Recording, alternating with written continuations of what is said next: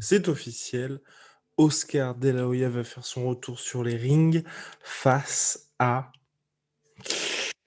Vitor Belfort. Ça y est, ça a été annoncé par le président, le patron de la plateforme Thriller avec leur Thriller Fight Club. Ils ont frappé très fort avec un premier événement en novembre dernier. Donc, c'était Mike Tyson contre Roy Jones Jr., une exhibition. Puis, bien évidemment, dernier événement en date où là, ils avaient frappé aussi fort en termes de pay-per-view vendu.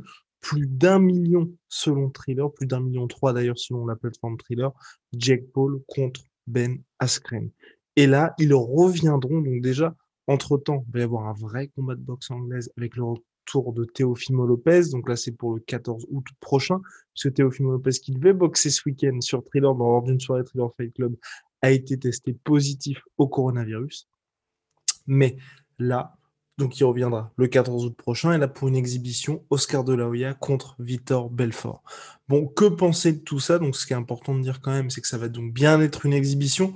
D'un côté, Oscar De La Hoya qui a plus boxé depuis 2018 et une défaite face à Manny Pacquiao. De l'autre côté, Vitor Belfort, qui lui n'a plus combattu en MMA depuis 2018 et un KO, un monstrueux sur front kick subi face à Lyoto Machida.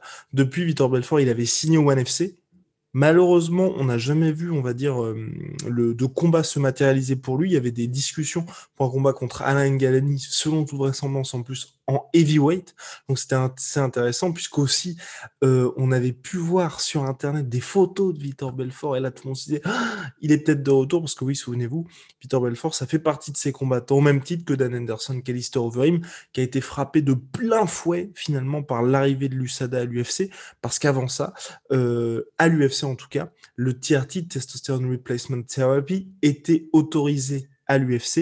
Et donc, avec l'arrivée de l'USADA, l'UFC a dit niet à tout ça. Et donc, Vitor Belfort, qui lui était un espèce de mythe à la Uberim, si vous voulez, façon Alistair Overeem de cette époque-là, était absolument monstrueux. Donc, on se souvient de cette année complètement folle, où coup sur coup, il avait mis KO.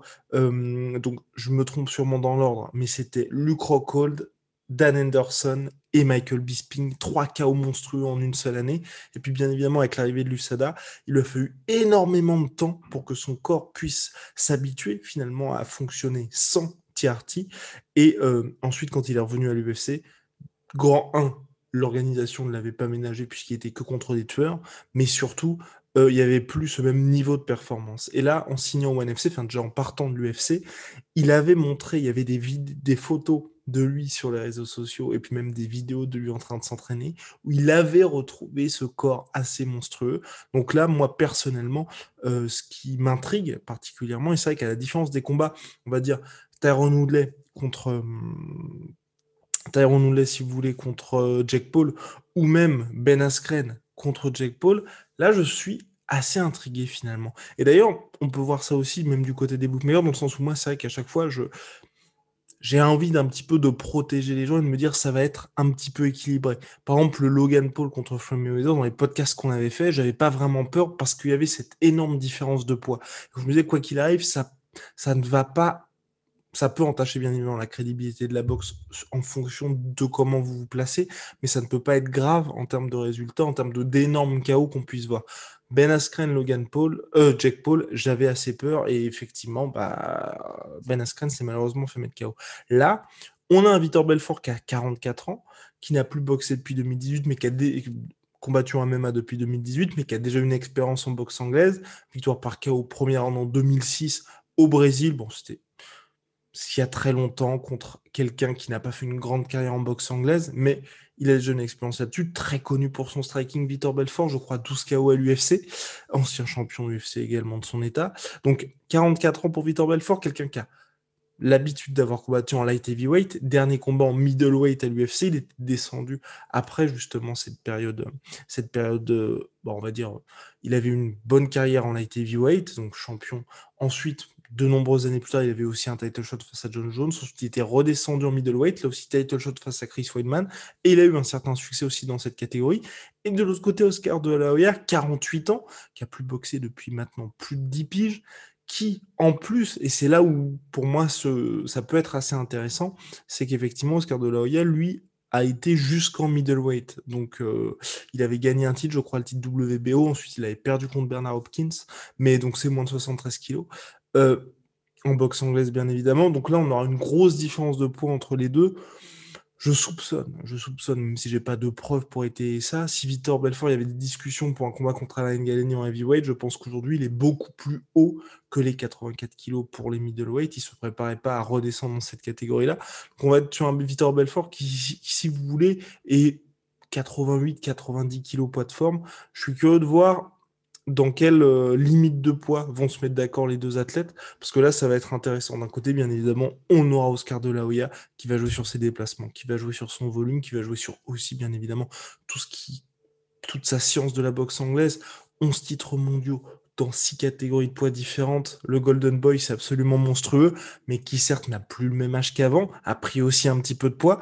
Donc ça va être intéressant de ce côté-là. Et pour Vitor Belfort, c'est vrai que le fait de se dire que il a 44 piges, il s'entraînait toujours, certes plus dans son prime, mais il s'entraînait toujours. Il y avait plus on va dire, ce problème de l'USADA pour lui. Donc pour moi, ça peut être assez intéressant comme pour moi. Et d'ailleurs, les bookmakers ne s'y trompent pas, puisque oui, Vitor Belfort est bien favori de cette exhibition. En tout cas, moi, je trouve que pour Oscar de la Hoya, qui avait promis le meilleur, rien que le meilleur pour son retour, on avait fait un podcast là-dessus, puisqu'à l'origine, le choix numéro 1 d'Oscar de la Hoya de la plateforme Thriller, c'était Georges Saint-Pierre. Là aussi, ça nous aurait assez intrigué. Georges Saint-Pierre était très motivé par ce combat-là, parce que grand fan d'Oscar de la Hoya, il aurait aimé se tester face à lui. Donc ce n'est pas Georges Saint-Pierre, mais c'est Vitor Belfort. En tout cas, sur le papier, c'est assez intriguant. Moi, j'espère en tout cas qu'on aura quand même un Vitor Belfort qui arrivera sérieusement et qui va pas se faire mettre KO ou faceplant. Enfin, je veux pas que ça se termine mal pour l'une des deux légendes, et même Oscar de la Hoya, même si je ne le porte pas particulièrement dans mon cœur, c'est une véritable légende de la boxe anglaise, et ce serait vraiment dommage que lui aussi à 48 ans revienne pour une exhibition et que tout le monde soit ah oui, c'était bien que le mec se soit arrêté.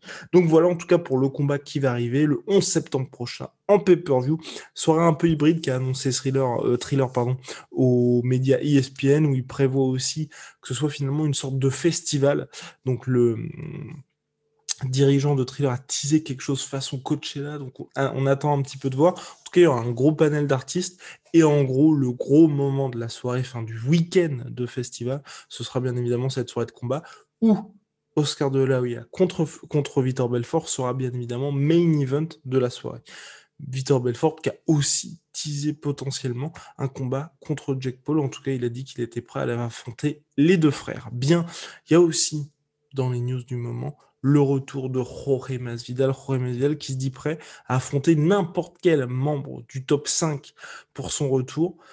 Moi, je trouve que c'est intéressant. Aujourd'hui, Jorge Masvidal, il est classé 7e de la catégorie. Il a cruellement besoin d'une victoire. Là, aujourd'hui, Jorge Masvidal, 37 piges quand même, ou 36 ans, pardon. Il faut vraiment qu'il gagne un combat. Là, 2 défaites consécutives. Décision unanime contre Kamaru Usman en juillet 2020. KO, énorme KO, absolument monstrueux, à mon sens, l'un des plus gros de l'histoire de l'UFC en avril 2021.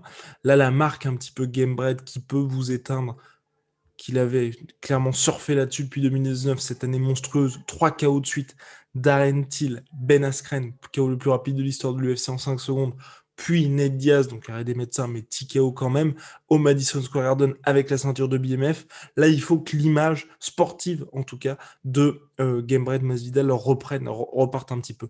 Donc pour moi, ce qui aurait du sens, Leon Edwards a d'ailleurs répondu, puisque Jorge Masvidal a dit « Je veux un membre du top 5 ». On lui a posé la question, Nick Diaz, Nate Diaz, Leon Edwards, est-ce que ça pourrait t'intéresser? Il a dit oui, ces gars-là m'intéressent, les membres du top 5 m'intéressent.